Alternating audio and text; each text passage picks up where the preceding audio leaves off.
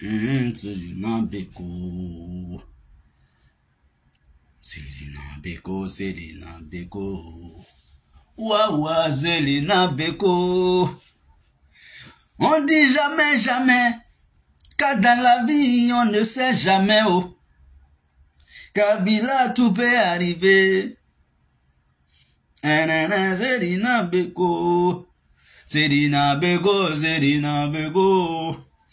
Vivons heureux, c'est important. Vivons heureux, c'est très important. Mesdames et messieurs, chers amis, amis followers, amis ivoiriens, soyez salués. Alors, très rapidement,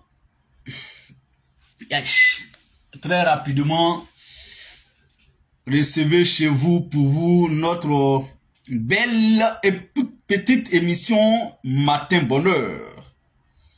Le matin du bonheur. Voilà. Matin bonheur. Le matin du bonheur. Voilà.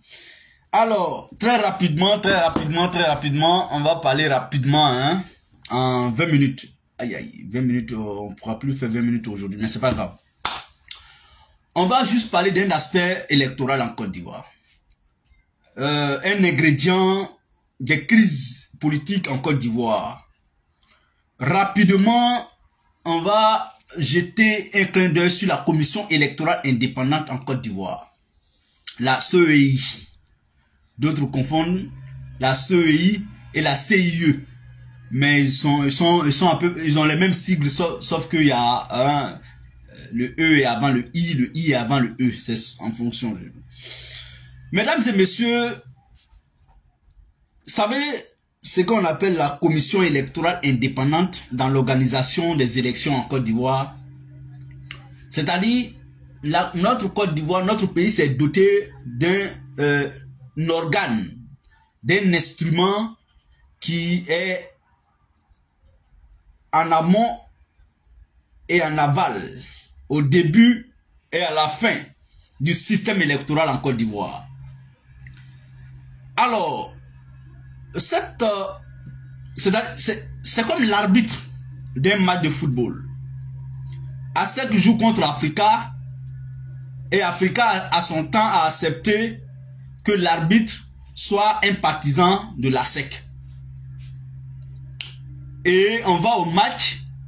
Africa qui avait le pouvoir, qui était vraiment, qui devait décider, qui recevait chez lui, ASEC, a décidé pour dire, bon, écoute, c'est moi qui aujourd'hui décide. C'est moi aujourd'hui qui reçois. J'accepte de donner comme arbitre un partisan de l'ASEC. Je ne trouvais aucun inconvénient à cela. Pourvu que ASEC accepte le jeu électoral. Et ASEC va gagner Africa chez lui à domicile. Le match retour, bien évidemment, c'est l'ASEC qui reçoit l'Africa Sport. Et l'Africa Sport qui se déplace chez l'ASEC demande à l'ASEC, bon, écoutez, comme la dernière fois, chez moi, les règles voudraient que je te donne l'arbitrage du match. Chose que j'ai concédé, je n'ai pas fait de résistance. Aujourd'hui, il se trouve qu'on vient chez toi. J'ai des craintes, j'ai des soupçons. Je souhaite que l'arbitre ne soit ni de chez moi, ni de chez toi. Je souhaite que toi et moi, nous nous retirons de l'arbitrage. Pour que moi, qui aujourd'hui de faible, vient vers toi, vient chez toi à domicile pour jouer contre toi devant ton public, j'ai au moins une garantie que le jeu sera équitable. Parce que, déjà, je ne suis pas chez moi, je me déplace à l'étranger. Ça, c'est une faiblesse.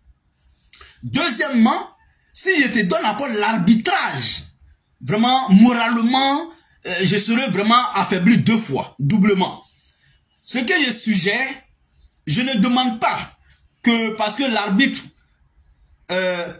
chez moi, l'arbitre est tel de chez toi, que cette fois-ci, il faut que l'arbitre vienne de chez moi. Non, je n'exige pas ça. Ça ne fait pas partie même de mes préoccupations. Mais ce que je demande, c'est que l'arbitre cette fois-ci ne soit ni de chez moi, ni de chez toi.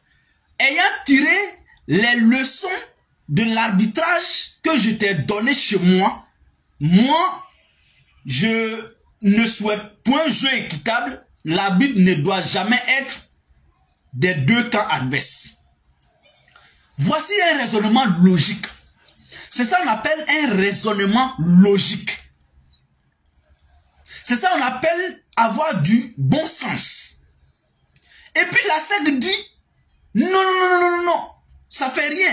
Il faut que, c'est vrai que quand je suis allé chez toi, l'arbitre venait de chez moi, était un de mes sporteurs. Mais, c'est pas parce que toi tu viens chez moi que je dois te donner l'arbitrage. Je ne veux pas te donner, je ne me retire pas. L'arbitre sera encore de chez moi.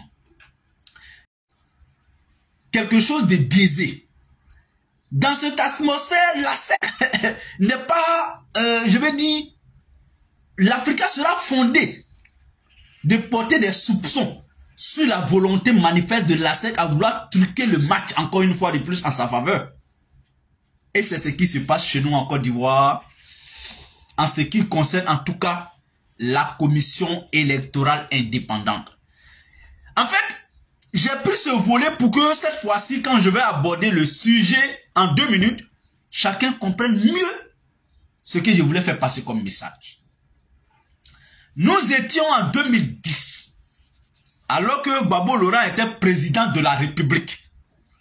Mais la commission électorale indépendante, donc l'arbitre du jeu, était un militant, un haut cadre des opposants. Youssouf Bakayoko, paix à son âme, était un haut fonctionnaire du PDCI RDA. Avant Youssouf Bakayoko, M. Begré Mambé, actuel premier ministre de Côte d'Ivoire, alors cadre de PDCI RDA, était le président de la commission électorale indépendante sous Gbagbo Laurent.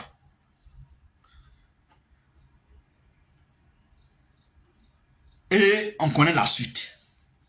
Cette fois-ci, Gbagbo Laurent, dans l'opposition, avec tous les partis de l'opposition, demande au régime en place de retirer tous les partis politiques dans la commission électorale indépendante. Ils peuvent juste être à titre d'observateurs et non d'acteurs. Je vous rappelle que l'actuel président de la commission électorale indépendante est non seulement militant, mais aussi haut cadre du RHDP. À toutes les réunions, les grandes réunions des grands instants du RHDP, M. Koulibaly Kubier est là. Elle est représentée là. Pour rappel encore, pour un autre détail important, M. Koulibaly Kubier, avant d'en devenir président de la commission électorale indépendante, était dans le cabinet de M. Mamadou Koné, président du Conseil constitutionnel qui a validé la candidature du 3e mandat de Alassane Ouattara et par ricochet invalidé les candidatures des présidents Gbagbo et Soro. Donc, je vous présente l'homme qui aujourd'hui doit, lui seul, c'est-à-dire après toutes les compilations, dépouillements, tout ce que vous savez, M. Koulibaly Kubier sera le seul responsable à proclamer les résultats provisoires au soir d'octobre 2025. En tout cas, jusqu'à preuve du contraire. Et ce résultat provisoire verra la validation d'un autre haut cadre du RHDP, président du Conseil constitutionnel. C'est vrai. L'opposition se bat, c'est bon. Arriver à quel résultat l'opposition se bat? Pour arriver à quel résultat? Pour obtenir quoi? Parce que je viens de vous donner l'essentiel d'une élection en Afrique ou bien en Côte d'Ivoire. Je dis bien l'essentiel à comprendre autour d'une élection présidentielle. Il y a deux organes, deux institutions qui sont en charge du jeu électoral. Deux. Il n'y a pas trois, c'est deux. La commission électorale qui peaufine la stratégie, qui discute, qui fait tout. Et pour nous sortir un résultat provisoire qui sera revu à la hausse, à la baisse, ou bien tel que ce résultat, tel qu'il a été proclamé. La commission, le Conseil constitutionnel n'a qu'à dire, à observer, à regarder, à analyser pour dire j'accepte ou je n'accepte pas. Mais ça, ils sont tous cadres du RHDP. Ça veut dire, quand il y a une réunion là, ils sont là où ils sont représentés. Ça te dit que eux là, quand RHDP dit il faut qu'on gagne le pouvoir, eux aussi disent il faut que je fasse mon travail pour qu'on gagne le pouvoir.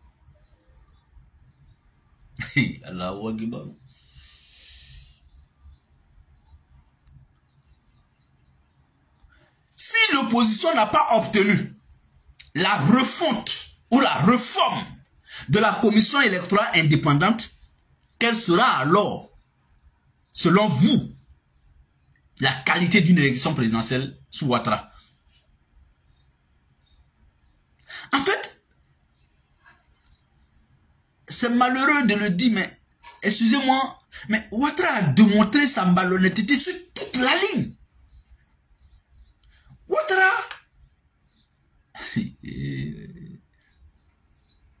ne fera pas d'ouverture. En fait, ça m'amène à comprendre que l'homme a bien compris que le pouvoir se braque et qu'il ne se donne pas. C'est-à-dire, Ouattara est dans une dynamique aujourd'hui de, comme les Dula le disent, bon, vraiment, fonda déroulement, c'est-à-dire, vraiment, mais c'est malheureux. Et puis, ce n'est pas parce qu'on est au pouvoir qu'on se permet tout. Je le dis tout le temps. Quelqu'un me disait un jour, le Séni, tu sais, il ne faut pas faire tout ce que tu peux faire dans la vie. Ne fais jamais tout ce qui est dans ton pouvoir. Ne fais pas tout ce que tu peux faire. Parce que quand tu vas faire tout ce que tu peux faire, tu vas commencer à faire ce que tu ne peux pas faire. C'est philosophique.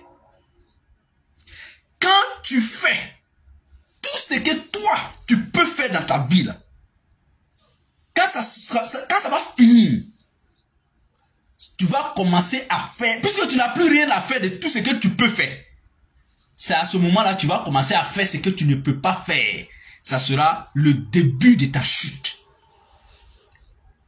Mesdames et messieurs, chers amis, j'invite le président Ouattara, j'invite le RHDP à ne pas faire tout ce qu'ils peuvent faire, mais à faire seulement ce qu'ils doivent faire. Et ce qu'ils doivent faire, c'est de ne pas faire tout ce qu'ils peuvent faire. Donc, c'est de donner à la Côte d'Ivoire la tranquillité, surtout quand on parle d'élections, son présidentielle. Ce qu'ils doivent faire, c'est de créer un cadre de dialogue franc. J'ai appris que la CPI a clos le dossier ivoirien. Je ne sais pas si ce que je dis est exact, mais c'est ce que j'ai cru entendre ou voir quelque part. Je vais aller en profondeur pour revenir sur ce sujet-là. C'est important de revenir là-dessus. Mais comme on est pris par le temps aujourd'hui, comme tous les jours, hein, notre matin bonheur, c'est aussi ça. Quand c'est doux, c'est doux. Il est 8h30, malheureusement, c'est la fin. Mais ce que je vais dire au RHDP, nous là, on a accepté notre sort d'opposant. C'est pourquoi, chaque matin, je suis heureux. Et vous le constatez. En tout cas, tant que je maintiendrai la forme, tant que Dieu me donnera le souffle de vie, l'opposition ne sera pas pour moi une fatalité. Bien au contraire. Ça sera pour moi quelque chose qu'il faut bonifier, qu'il faut capitaliser. Ça sera un atout pour moi. Parce que c'est plaisant pour moi de me former dans l'opposition en tant que quelqu'un qui aspire à faire politique. Regardez le président du parti de Marine Le Pen ici. Il n'a même pas 30 ans. et puis on veut nous faire passer pour des sous-couverts. Malheureusement, ou heureusement pour moi, j'ai bien cerné que mon âge ne me permet plus de croire que je suis un enfant. Que je peux être un jouet. Non. Mesdames et messieurs, chers amis, en tout cas, j'ai été très heureux ce matin de voir Ladi Bamba, Badra, Ali, Koumaré. En tout cas, soyez salués tous ceux qui nous prendront en marche plus tard. C'était notre petit matin bonheur. Portez-vous bien. Sortons bien et rentrons bien. Dieu nous protège. Portez-vous bien. Excellente journée à chacun de nous. Au revoir et à très bientôt. Merci.